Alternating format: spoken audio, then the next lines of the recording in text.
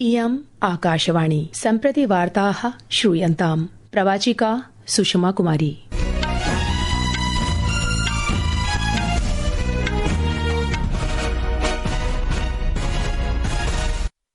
आदौ मुख्यवार्ताः। केन्द्रीय गृहमन्त्री अमित शाहः सिलीगुड़ी नगरे वरिष्ठैः गोरखा नेतृभिः सह मेलनम् अकरोत्। वार्ताकारस्य पंकज सिंहस्य अध्यक्षतायां समाहवानानां समाधानाय उच्चस्तरीय समित्याः घोषणा अपि जाता। सर्वकारेण 4 वर्षेभ्यः न्यून बालकानां कृते क्लोरफेनिरामिन मेलिएट तथा फिनाइलेफ्राइन हाइड्रोक्लोराइड इत्येतैः युक्तानां सर्वाणि निश्चितमात्रा संयोजनानि निर्माणे, विक्रयणे, वितरणे च प्रतिबन्धं स्थापितम्।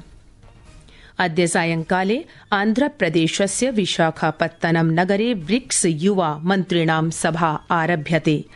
भारतः सोमालियादेशेन सह 22 भारतीय नाविकैः सह विदेशीय ध्वजयुक्तयोः वाणिज्यिक नौकायानयोः अपहरणस्य विषये चर्चां करोति। अपि च BWF बैडमिंटन विश्वस्पर्धायां भारतीय महिला डबल्स युग्मस्य त्रिसा जाली गायत्री गोपीचन्दयोः तथा चीनदेशस्य लियू शेंगशू टेन निंग इत्येतयोः मध्ये उपान्त्यचक्रीय स्पर्धा सम्प्रति नवदिल्ल्यां प्रचलति। वार्ताः विस्तरेण। पश्चिमबंगस्य पर्वतीय क्षेत्राणां सर्वैः पक्षधारकैः सह केन्द्रीयमन्त्रिणा अमित शाहेन सिलीगुड़ी नगरे उपवेशनम् एकं कृतम्।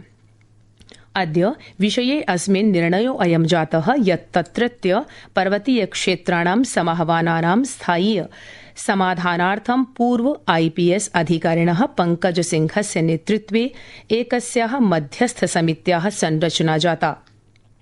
समितिरियं केन्द्रीय कार्यालयं प्रति प्रतिवेदनं प्रेषयिष्यति। सिलीगुड़ी नगरस्य सुकार क्षेत्रे अनुष्ठिते अस्मिन् उपवेशने पश्चिमबंगस्य विपक्षिनेतारः सुवेन्दु अधिकारी अन्ये च गणमान्यजनाः उपस्थिताः आसन्।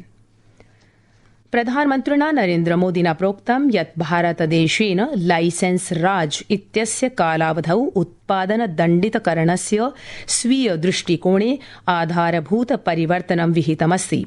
साम्प्रतं तत्स्थाने प्राशासनिक प्रोडक्शन लिंक्ड इंसेंटिव ILPI इत्यनया योजनया माध्यमेन पुरस्कृतः क्रियते। प्रवर्तमान वर्षीय economic times world leaders forum इत्यस्मात् मञ्चात् सम्बोधने प्रधानमन्त्री प्रोक्तवान् यत् पुरातनी पद्धतिः साम्प्रतिकी पद्धतितः भिन्ना वर्तते। प्रधानमन्त्रिणा PLI योजनायाः सफलता अपि चर्चिता, यत्र 2.5 लक्षकोटिरूप्यकाणां निवेशः जातः। 22 लक्षकोटिरूप्यकाणाम् उत्पादनं क्रयणं 15 लक्षकोटिरूप्यकाणां निर्यातः अपि जातः। 14 लक्षाधिकानि वृत्त्यवसराणि अपि सृजितानि।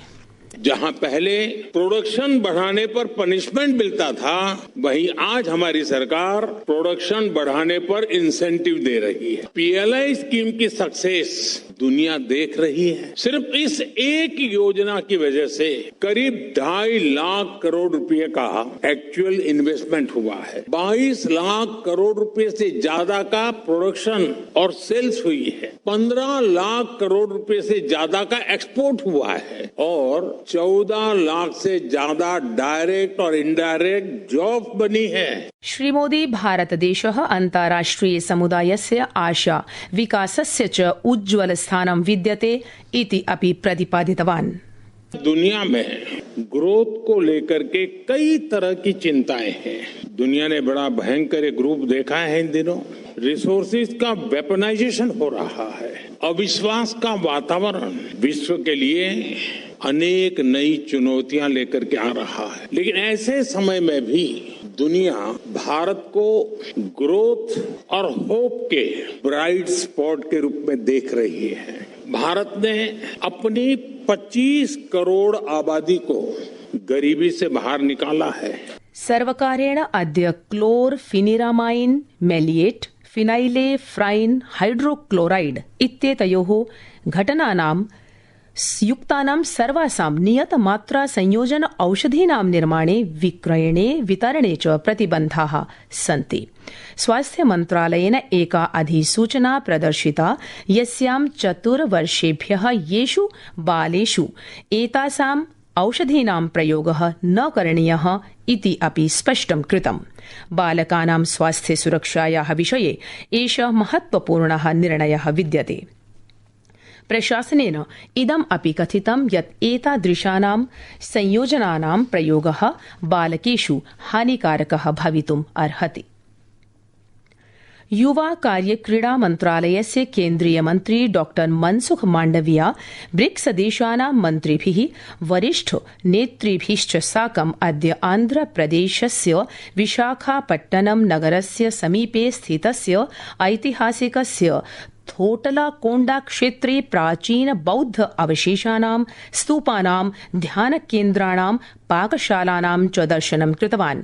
डॉ माण्डविया एक पेड़ मां के नाम इति अभियानस्य अन्तर्गतं थोटलाकोण्डा क्षेत्रे एकं वृक्षारोपणम् अपि कृतवान्।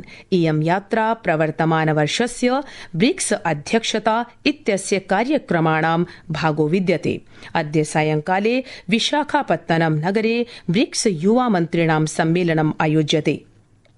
डॉ मनसुख माण्डविया इत्यनेन साकं शिक्षा, कौशल विकासः, उद्यमिता, कल्याण, सम्पोषण विकासः इत्येतेषु विषयेषु सहयोग सुदृढीकरणस्य उपायानां विषये चर्चां करिष्यति। सम्मेलनस्य एते एव प्रमुखाः विषयाः विद्यन्ते। संस्कृत वार्तायाः संस्करणमिदम् इदानीम् आकाशवाणीतः प्रसार्यते। सममेव अयं कार्यक्रमः आकाशवाण्याः अन्तर्जालपटले www.newsonair.gov.in इत्यत्र अथ न्यूज ऑन एआईआर चलदूरभाषीय तन्त्रांशे अपि उपलब्धो भविष्यति। 22 भारतीय नाविकैः सह वैदेशीय ध्वजयुक्तयोः वाणिज्यिक नौकायानयोः अपहरणस्य विषये भारतं सोमालिया देशस्य अधिकारिणां समक्षम् अवोचत्। MT सिबु नौकायां 16 भारतीय नाविकैः MV लुतुफ नौकायां 6 भारतीय नाविकैः च सह एतयोः नौकायानयोः येमेन सोमालिया देशयोः पृथक् पृथक् घटनायां सशस्त्र समुद्रीय जलदस्युभिः अपहृताः। केन्यादेशे भारतीय उच्च आयोगः सामाजिक अन्तर्जालीय पटले अवदत् यत् सर्वे भारतीयाः नाविकाः सुरक्षिताः सन्ति इति कथ्यते। सः अवदत् यत् भारतं स्वस्य सामुद्रिक समुदायस्य सुरक्षायै कल्याणाय च सर्वाधिकं महत्त्वं प्रददाति। मिशन इत्यनेन उक्तं यत् ते सोमालिया देशस्य सम्बद्धैः अधिकारिभिः सह प्रकरणं विनिमयी कृतवन्तः। दूरदर्शन वाहिन्यां कृते केन्द्रीय सर्वकारेण विज्ञापन प्रसारणस्य अधिकतम अवधिः समापिता। निर्णयस्य अस्य प्रभावः केबल टेलीविजन नेटवर्क नियम 94-90 राजपत्रस्य अधिसूचनायाः प्रशासनेन साकं परिलक्ष्यते। पूर्वं सूचना प्रसारण मन्त्रालयेन उक्तं यत् दूरदर्शन प्रसारण क्षेत्रे आगतानां परिवर्तनानां दृष्ट्या विज्ञापनावधि सम्बद्धानां नियमानां पुनः समीक्षा आवश्यकी वर्तते। अद्य भारतीय जनता पार्टी इति दलेन वन्दे मातरम् इत्यस्य ऐतिहासिक रिक्त संरक्षणस्य विषये एकः प्रस्तावः पारितः। एकस्मिन् सामाजिक अन्तर्जालीय सन्देशे भाजपादलीय अध्यक्षः नितिन नवीनः प्रोक्तवान् यत् दलं केवलं प्रथम श्लोकद्वयं गायन इत्यस्य कांग्रेस कार्यसमित्याः निर्णयस्य विरोधः करोति। BWF बैडमिंटन विश्वस्पर्धायां भारतीय महिला डबल्स युग्मस्य त्रिसा जाली गायत्री गोपीचन्दयोः तथा चीनदेशस्य लियू शेंगशू टेन निंग इत्येतयोः मध्ये उपान्त्यचक्रीय स्पर्धा सम्प्रति नवदिल्ल्यां प्रचलति इति वार्ताः।